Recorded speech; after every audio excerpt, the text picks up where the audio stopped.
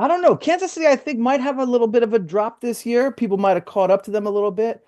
They are an above average team, that's for sure. And I know that they'll be a playoff team, but I'm just wondering how many times can they go to the well? They everyone seems to catch up to everyone after a couple years. They've had a lot of trips to the Super Bowl consistently. So I'm starting to think that other people are going to start to play catch up to them. Greetings and salutations, and welcome to the Odd Coaches Podcast. I am your host, Dr. Keith Adams, and on today's Top Shelf Tuesday edition, we're going to do initial off-season power rankings thanks to our friends at CBS Sports. Joining me today, one of the hottest people in social media with over 2,000 views last week, Teacher of the Month every month, Mike Connors. Mike, super producer Kelly says you're on fire. How you doing, man? I am as hot as you can ever be, Keith. Or as Stuart Scott would say, I'm as cool as the other side of the pillow. Other side of the pillow. Yeah. So let's get to the top 10. I'll start off. So again, thank you to our friends at CBS Sports. The Eagles. Now, there's not going to be a lot of change with the Eagles. They were 14-3 last year. They're going to have a new offensive coordinator. But that over under is 11.5, and I'm thinking I'm going to take the over. So I got the Eagles as number one, as well as CBS. Connors, the Chiefs. They addressed left tackle in free agency. They went 15-2 last year. Over unders 11.5. What are you thinking about Kansas City? I don't know. Kansas City, I think, might have a little bit of a drop this year. People might have caught up to them a little bit. They are an above average team, that's for sure. And I know that they'll be a playoff team, but I'm just wondering how many times can they go to the well? They everyone seems to catch up to everyone after a couple years. They've had a lot of trips to the Super Bowl consistently. So I'm starting to think that other people are going to start to play catch up to them. So we'll see what happens. But I think 11.5 is a very high number. Yeah. All right. Three, the Bills. Bills have quietly had a very good offseason. They extended a lot of their own players, including taking care of Josh Allen early. They got Josh Palmer in free agency. They had a great draft getting cornerback Maxwell Harrison. Last year they were 13-4. This year the over-under is 11.5, and AFC East is a little weak. Thinking about the over. Mike, the Lions are four. They lost both coordinators, the head coaching jobs. That's not good. And they got boat race at the end of the season. 15-2 is how they finished. Over unders 10.5. Thoughts on the Lions? I think the Lions are going to come out hungry this year. Their head coach, Campbell, I mean, he's a punchy in the face type of guy, and I think he's going to take their early exit from what they expected to be a long playoff run personally. And I think his team feeds greatly off of his personality. So I think that gritty city of Detroit is going to bounce back this year. 10.5 is about sounding right to me. I don't think they're going to be the best team in the regular season. I think they're going to go into the playoffs solid, and I think this is a year for them to make a very deep run. Even though they have two new coordinators, they have the same base team. So, and with their commander in chief there, I think that they're going to come out pissed off and not settle at the end of the year, kind of like they seemed to last December. All right. Ravens are five. They brought back left tackle Ronnie Stanley as their free agent move of choice. They have Lamar Jackson, but look here, man, y'all got to win something for me to be excited. They were 12-5, and the over/under is 11.5. You've got to hit the over. We don't have time for y'all to be losing anymore. And they showed a lot of love to the coach Harbaugh. They gave him an extension. Don't forget that. Players love Harbaugh. Win something, man. Win something. And we're going to get Derrick Henry. There's only but so many years left in this tank of Derrick Henry. So, all right, Connors, the Commanders are six. I think it's a little high for them. They made big moves. They got Laramie Tunsil. They got more weapons for Jaden Daniels. They were 12-5 last year. Over under 10.5. What are you thinking about the Commanders? I think the Commanders are a team that's going to build off of their success last year. Jaden Daniels proved to be a very solid quarterback as a rookie. He has an outstanding offensive coordinator in Cliff Kingsbury. I was hoping to get you to spit out the water there as you were drinking it as I said that. But I think that they are a team that's going to show improvement. They did get a couple bounces last year, but they have another year under their belt. A Jaden couple of Daniels, bounces. well, they got a A lot. I mean, couple. They got a lot of bounces, man. well, good things luck happens to good teams. I know. Luck Meaning is when it's opportunity not meets just luck. preparedness. Yes, indeed. Exactly. So I think that they are going to take another step. I think they will be a playoff team. I think they'll contend for the NFC East. And 10.5 wins, I don't think that's undoable for them with what they showed last year. All right. Packers are 7. They went to the offseason with questions at cornerback, receiver, and offensive line. They paid Aaron Banks big money to be a left guard, but do we really need to pay the left guard? Yeah. No. 11-6 last year, over under 9.5. Kind of like that over for the Packers. 8, Rams. What are you thinking? They got Matthew Stafford back at 37, 38. That was a wise choice. They added Devontae Adams. 10-7 last year, over unders 10.5 this year. Ooh, what are you thinking about the Rams, sir?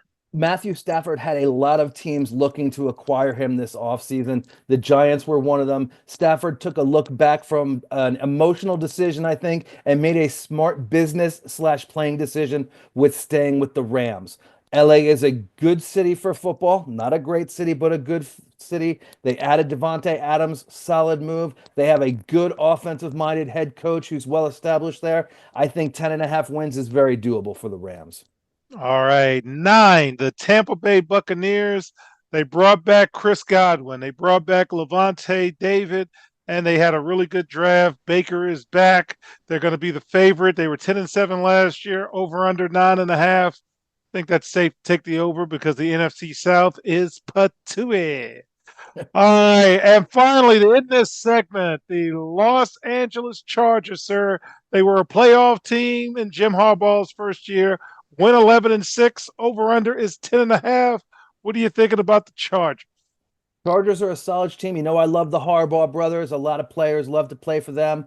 Harbaugh just wins. I mean, he's not everyone's cup of tea. He's a very unique individual. Not every coach can say they had sleepovers while recruiting college players. Was living in an RV at the beginning of last season to be close to his players. So I think that the Chargers have great potential, and Harbaugh just wins. He gets people to drink the Kool-Aid and goes out and does good things. So I think the Chargers will be right around the 9-11 wins.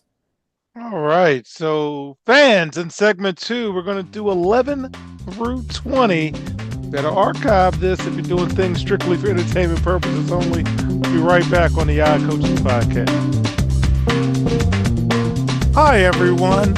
I'm Dr. Keith Adams, and for years, I've witnessed the struggles student athletes face on how to truly balance the demands of academics and athletics. It's a question that I have dedicated my life to answering. That's why I wrote Finding the Balance, my personal journey to academic and athletic success. It's more than just a book. It is my personal journey, and it is filled with hard-earned lessons from decades as a coach, educator, and now president of the CKA SAFE Project. Inside, you will find practical advice, real-life stories, and a clear roadmap to help student athletes, coaches, and parents navigate the complex world of balancing sports and education. And now I am thrilled to bring this message to a wider audience as a proud member of the Cascade Sports Network. We're partnering to amplify these crucial conversations about student-athlete success. I believe every student-athlete deserves the opportunity to reach their full potential, both on and off the court and the field. You can purchase your copy directly from our website at www.ckasafeproject.org. Join me and the Cascade Sports Network as we work together to help every student athlete succeed. Welcome back to the Odd Coaches Podcast. In segment 2, we're going to go 11 to 20, and we're going to start off with you, Mike. The Broncos are 11. They're not going to be a surprise, even though they were a surprise for me. I took the under last year, and I was quite embarrassed because they finished very strong, made some good additions. Bo Nix, he's 35 now, I'm guessing, after his 10-year college career. They were 10-7 last year. 9.5 wins is their over under. What are you thinking about the Broncos, sir? Bo Nix is 25 years old, not 35 years old. Now, a lot of people were Seasoned surprised. college player. Yes, yes, yes. Well seasoned, been around the block. But a lot of people were surprised when the Broncos took Nix as high as they did. But Nix had a very solid year last year. I'm not saying he was all world, but he threw for 3,700 yards, 29 TDs, had a passer rating of 93.3, but he did throw 12 interceptions and take 24 sacks. So he is not quite a game manager, but in his early career, I'll take that season that he had last year. They put a couple good pieces in. I think that the Broncos are going to be a team right around 10 wins this year. Okay. 12, the Bengals. Okay. A lot of people were hyped about the Bengals last year because Joe Burrow had a high statistical number, but I remember they were down late, so you're going to throw the ball. So a lot of that I thought was a little overblown. They put their money into their receivers. T. Higgins and Jamar Chase got new deals. The offensive defensive line got help in free agency, and they desperately needed that because every week it seemed we were saying Joe Burrow can't throw in his back. They were 9-8 last year. 10.5 is the over under, might be a bit much. That's a little high. AFC North, kind of challenging in there, minus Cleveland. So I'm going to have to do some more homework in the summer. But good luck to Cincinnati. We've got the Vikings at 13, sir. They've improved both offensively and defensively. JJ McCarthy hopefully is healthy. They were 14-3 last year, over under 8.5 this year. What do you think about the Vikings, Connors? How many people thought we'd ever hear this statement? The Vikings are going to be really hurt by the loss of Sam Darnold. I mean, God bless this young man. When he left New York, everyone thought it was an atrocity that he had a career. But this young man rebounded back, led a team to 14 wins. We've mentioned this on the podcast before. At one of the weekends in December, he came into the locker room and his team showered him with water bottles that just showed you how loved this man is in the locker room and how hard his teammates play for him.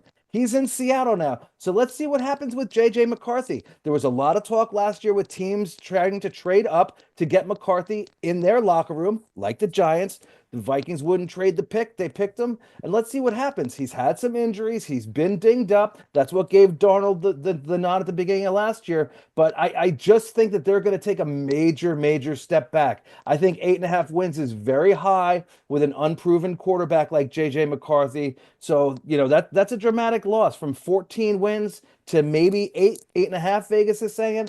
So I think they're going to be one of the bigger disappointing teams this year. All right. At 14, the San Francisco 49ers. Hello, follower. They lost a lot, but who did they actually lose? Okay. They got to stay healthy. They're going to pay Brock Purdy probably a little more than they should. They were 6-11 last year. The over-under, believe it or not, is 10.5. I'm still going to do some homework this summer before I get excited about the 49ers. But that's a big jump from 6 wins to 11 wins. That's a big jump. I'm going to pause early. It's my May thought, so I've got time. All right. Texans are 15, Mike. They are rebuilding the offensive line, so CJ can run around a little more. They lost Laramie Tunsil, and that might be something they regret. But again, they were 10-7 last year.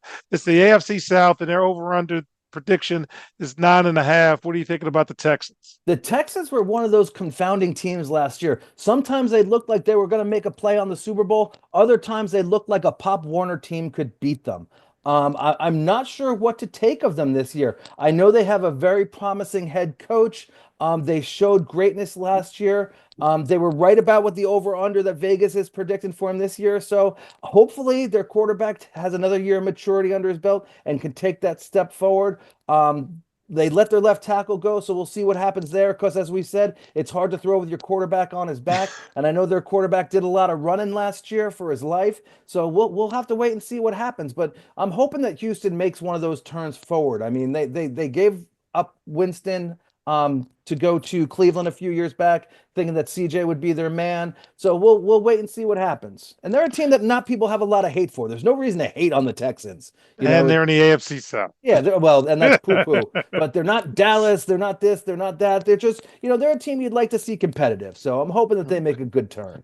All right, worst sports city is 16, the Atlanta Falcons. They added an edge rusher, so hopefully their pass rush problems are behind them. Michael Penix is in year 2. My favorite bank robber, Kirk Cousins, is still there, trying to get some draft picks for him or something. They were 8-9 last year. The over/under is 7.5. I took the over last year with Atlanta. That's my fault. Again, I'm not ready to make a prediction with them, but yeah. Good luck with that. So, Mike, the Bears are 17. They improved both lines in free agency, and they also added a nice pass-catching tight end in Colston Loveland. Last year they were 7-5. No, they were 5-12 last year. This year the over/under is 8.5. How's Caleb and the Bears going to do this year, sir? Well, Caleb Williams has a new tool this year. He has Ben Johnson as his head coach, coming over from the from the Detroit Lions. So that can do nothing but help them. I'm just hoping that this doesn't turn into another New York Giants situation where he gets messed up by all the coaching changes and everything. But Ben Johnson has a great reputation. I know this is his first head coaching job, but people have to start somewhere. He was highly sought after. He could have picked almost any opening out there, and he looked at what the Bears have, and he decided that that's where he wanted to go. So Caleb Williams, we know, has a lot of talent. Chicago all over did not. So they had a lot of cap space. I believe they were in the 50 to 60 million dollar range, if I remember correctly. The whole NFC North had a ton of money, and I think the Bears were in that 50 million range. So they had a lot of that they could do with free agency. So we'll just have to wait and see what happens. All right. 18, the Dallas Cowboys. First of all, congratulations again to Brian Schottenheimer, who takes over as head coach. He's going to have Dak Prescott back and healthy. They've got talent, and that's what they keep telling me, and I get sucked in every year. They were 7-10 last year. This year, the over/under is 8.5 wins.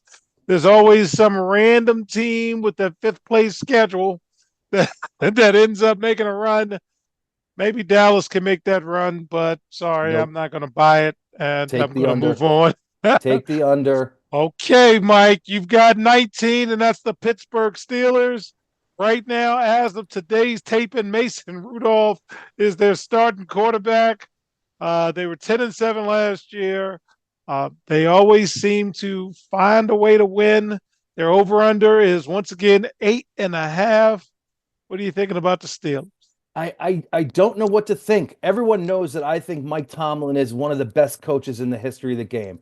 All he does is go out and win double-digit wins every year. But Mason Rudolph? I mean, Aaron Rodgers has to make up his mind sooner rather than later if they're going to go with him. If not, I don't know what they're going to do. I honestly don't know how anyone could set a line knowing that they don't have a quarterback for next year. If they go into the season with Mason Rudolph, it will be an embarrassment for that organization, which is a great, proud organization. And that would hurt me if they did that. And I'm not even a Steelers fan, but I love tradition. So hopefully Rodgers makes up his mind and decides to play for the Steelers. And then maybe they could be a 9-win team. But with Mason Rudolph leading the helm, I mean, I don't want to disparage the gentleman. I don't know him at all. Maybe he could be the second coming of a Brock Purdy or something like that. But it's just, I can't see them going out and being a competitive football team with that quarterback. Do you think Will Howard has a shot to start? I don't know. I mean, I would think anybody has a shot to start. If my phone rings, it could be them. I don't know. Will Howard played in the Big Ten. A lot of Big Ten guys got drafted. And finally, in this segment, I'll take the Arizona Cardinals at 20. They added help on the defensive line, led by edge rusher Josh Sweat. They should make better defensive strides. They were 8-9 last year, and the over/under is 8.5. How does Vegas do this? They're going to suck us in. I'm not a big Super Cardinals fan. Kyler Murray kind of gets on my nerves, but NFC West, they're not really scaring anybody right now, so maybe they could win. So with that, in segment 3, we're going to get to the bums. It's Bum City. Let's talk about 21 to 32. We'll be right back on the Yacht Coaches Podcast. Hi, everyone. Dr. Keith Adams here. And for over 30 years, I've dedicated my life to helping student athletes succeed, not just on the fields and the courts, but in the classroom and beyond. And that's why I founded the CKA Save Project. The CKA Save Project understands that finding the balance between academics and athletics is crucial for long-term success. That's why the CKA Save Project offers a range of programs, including personalized consulting, mentorship, and coming in 2027, our innovative Gap Year Basketball Academy designed to assist both young men and women reach their full potential both on and off the court. I'm incredibly excited to announce that the CKA Save Project is now partnering with the Cascade Sports Network. This partnership will allow us the opportunity to amplify our message and reach even more student athletes through the Odd Coaches Podcast and other exciting initiatives. Join the CKA Save Project and the Cascade Sports Network as we empower the next generation of student athletes. Visit CKA on the web at www.ckasaveproject.org to learn more. Let's work together to find the balance and help unlock your potential. All right, welcome back to the Odd Coaches Podcast in segment 3. 21 to 32. Again, thank you to our friends at CBS Sports. Now, there's always going to be a team that kind of sneaks through. Mike, I want you to do number 21. I know you had talked about them earlier. The Jacksonville Jaguars. They got a new coach in Liam Cohen. Trevor Lawrence, Clemson guys, who I'm giving it to, pitching underhand. They were 4-13 last year, over under 6.5. Talk to me about Jacksonville. It's just not good. It's not good. I mean, Liam Cohen. I mean, again, Trevor Lawrence, fourth They year. Got Travis, man. They got Travis. I mean, yeah. Oh, Travis Hunter is going to be an incredible addition on both sides of the ball. Trevor Lawrence, we know, has a ton of potential and upside. I'm just hoping that they can get a system in place that shows what he can do. I mean, they have some tools. They've added some offensive linemen during free agency this year, and their defensive line is very strong. But from 4 to 6.5 wins is not undoable. Hopefully Cohen can come in.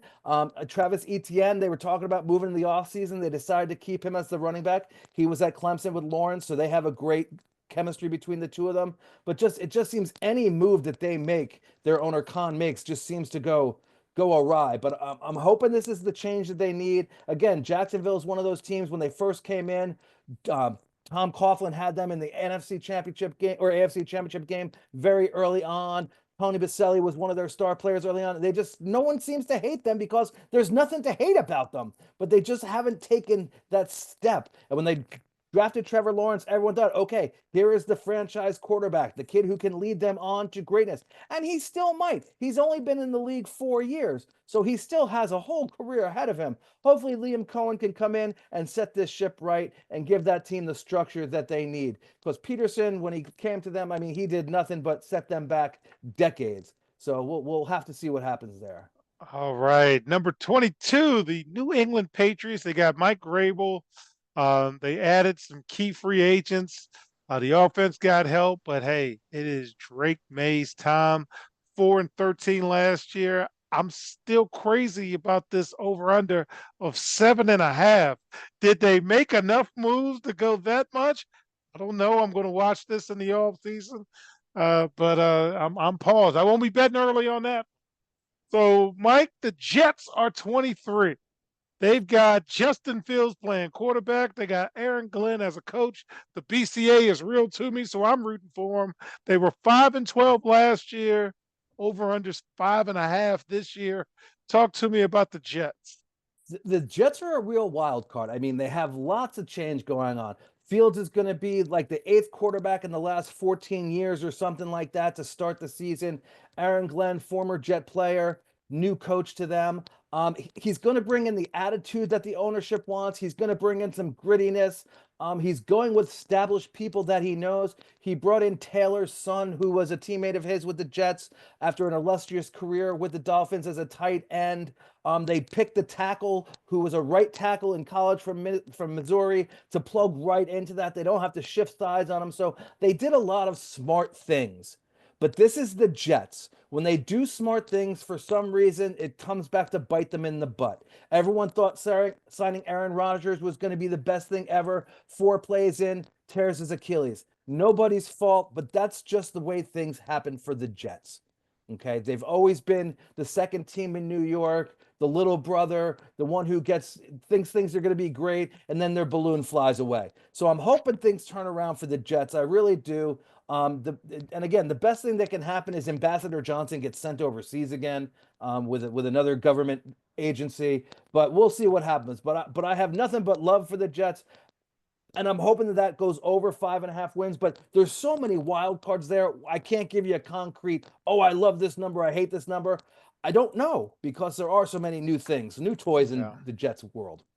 All right. Number 24, the Miami Dolphins. It's no secret I'm not the biggest fan of Mike Macdonald. I thought he talked loud and said nothing. Not a lot of wins to go with all the braggadocious conversation. Also, have not been the biggest fan of Tua. They need him to stay healthy. The AFC East, outside of Buffalo, you got 3 teams treading water.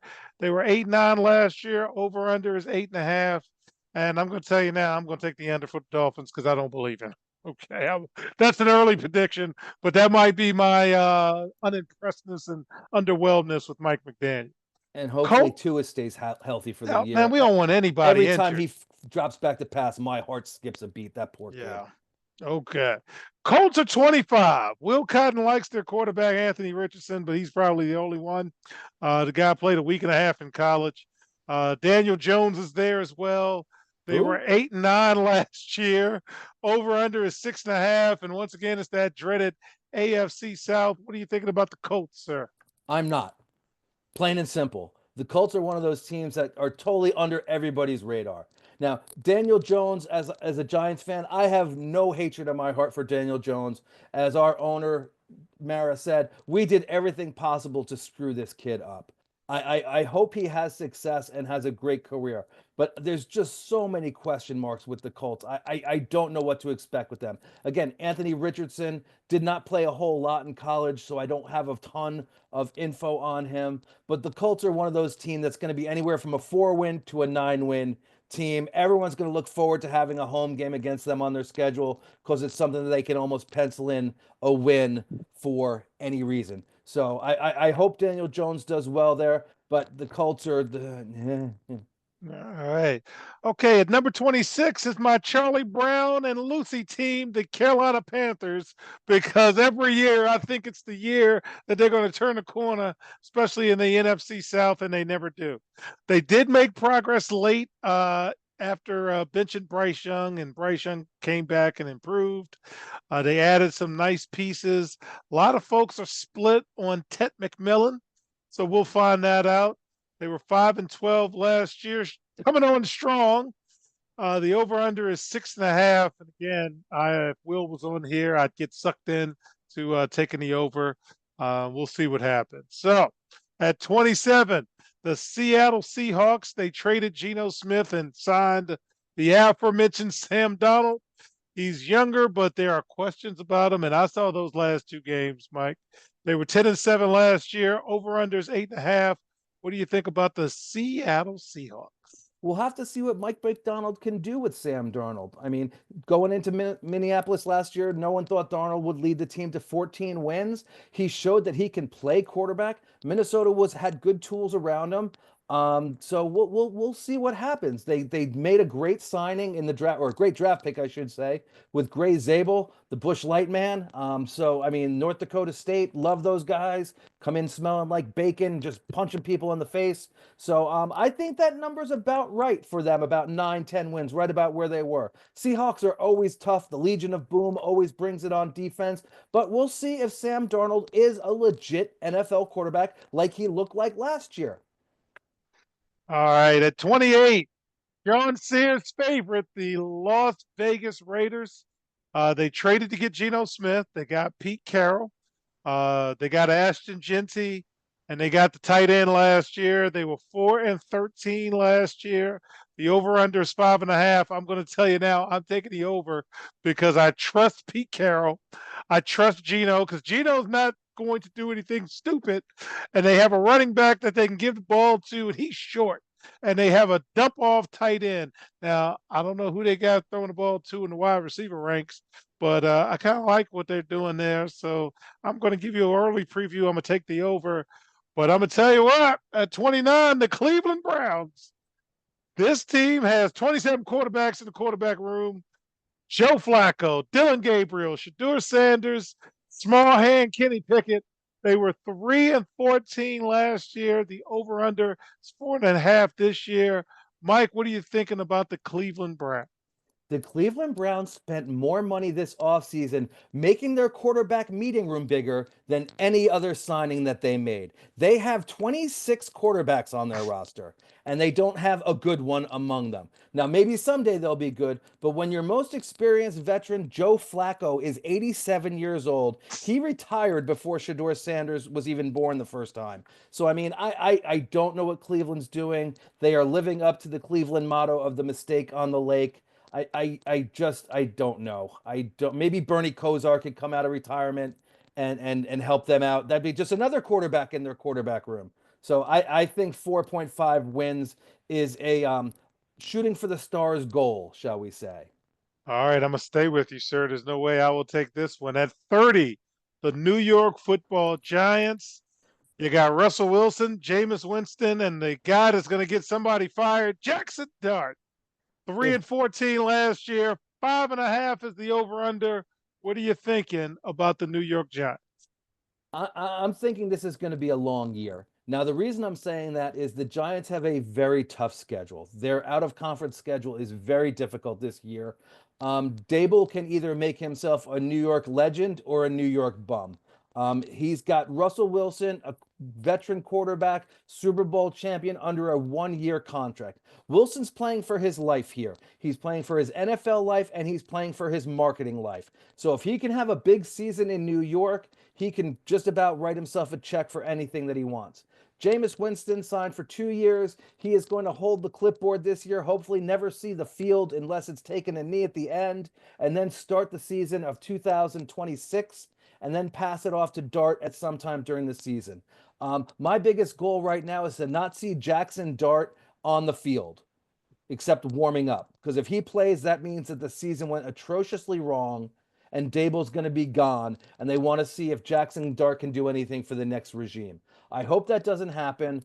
If Dable is the quarterback whisperer that they say he is, they say he sees a lot of Allen in Dart. We'll see what happens. I was high on Dart. I didn't know they were going to trade up to get him, obviously. He was someone I hoped they'd get in the early second round. They didn't give up a ton to get him. Everyone says what a competitor he is and what a leader he is. So it'll be interesting to see what happens. But the Giants, I'm thinking a 7-win season would be great. I'm hoping to build off of last year, 3 wins, which is just awful to say that you got to build off that. But it's kind of up in the air. You know, the Giants are going to go as far as Russell Wilson will take them. That could be far, that could be nowhere, but it's the Giants. All right, I'll take number 31, the New Orleans Saints. They've got new coach Kellen Moore, and he's got a lot of challenges. I don't know what they're going to do at quarterback. I know my former player Lewis Woodland is not a fan of Spencer Rattler. They were 5-12 last year. The over/under is 5.5. I will allow the summer to dictate what I think about them, which takes us to CBS Sports ranking of football teams going into the regular season here. 32 is the Tennessee Titans. Cam Ward, first overall pick, and he's going to be the franchise guy. They upgraded the offensive line in free agency. I don't know what else they got there. They were 3-14, and their over/under is 5.5. That doesn't sound good to me, but what are you thinking, Mike? Tennessee Uh, Titans. Cam Ward, a lot of potential. Hopefully, they don't throw him in too early. They upgraded their offensive line, allegedly. There was no place to go but up. Hopefully, this kid doesn't have to run for his life the whole season. There's a reason they picked number one. So hopefully they build on it. I know that Brian Callahan has a plan as the head coach. We'll see what it is, but hopefully Tennessee can turn it around. But I don't know, Spencer Rattler, not the guy that I want to see at the helm, and I'm hoping that they don't put Cam Ward in too early. Yeah, good luck with all of that, man. This has been absolutely fun. We're going to clip this. Kelly's going to pocket it up and keep you on social media.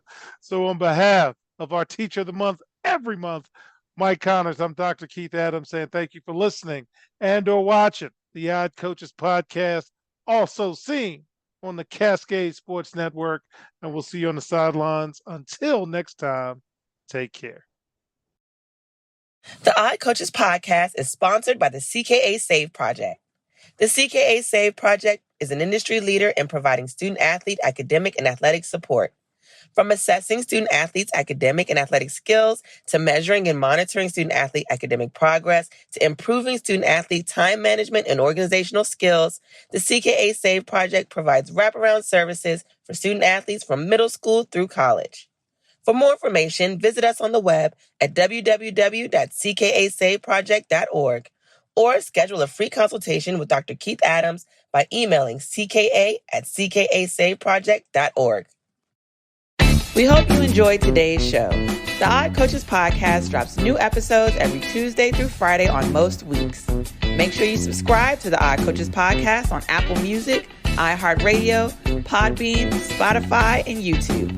Follow the Odd Coaches podcast on Twitter and Instagram at Odd Coaches. Follow Dr. Adams on Twitter and Instagram at CKA Save Project. In addition, follow Coach Mike Francis on Twitter and Instagram at Coach Franchise, spelled Coach FRANCHIZE. For more information about the CKA Save Project, please visit them on the web at www.ckasaveproject.org. See you next time on the Odd Coaches podcast.